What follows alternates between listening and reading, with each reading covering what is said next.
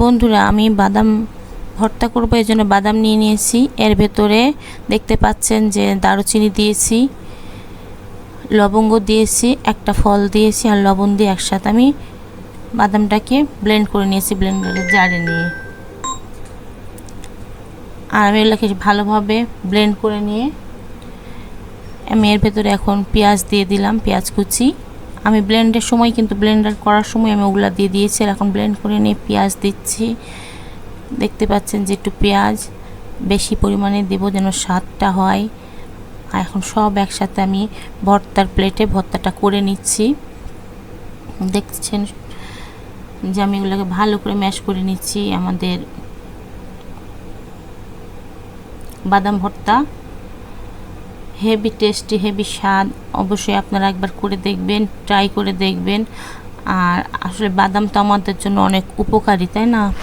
স্কিনকে ভালো রাখে বাদাম।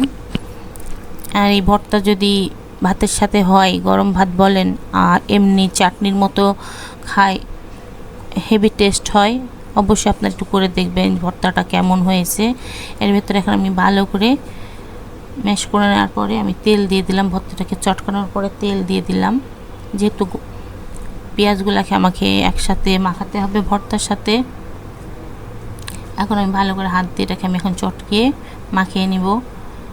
অবশ্যই বাদাম ভর্তাটা আপনারা যারা করেননি অবশ্যই টেস্ট করে একবার দেখবেন, ট্রাই করে দেখবেন যে ভর্তাটা কেমন হয়েছে।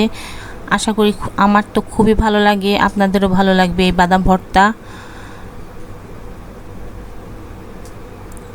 আমি খুব ভালো করে চটকিয়ে আসলে ভর্তা জিনিসটা যত বেশি চটকানো যাবে তত বেশি স্বাদ হবে। তো আপনারা সবাই দেখেছেন যে আমি এটাকে কিভাবে করে ফেলেছি। এই যে এখন সার্ভের জন্য আমরা সাজিয়ে নিলাম। তো আমাদের ভিডিওটা কেমন হয়েছে অবশ্যই আপনারা লাইক কমেন্টের মাধ্যমে জানাবেন। আর আজকের মতো ভিডিওটা আমি এখানে শেষ করি। সামনে আবার সুন্দর নতুন কোনো ভিডিও নিয়ে আপনাদের সামনে চলে আসবো। সবাই ভালো থাকবেন, সুস্থ থাকবেন। আল্লাহ হাফেজ।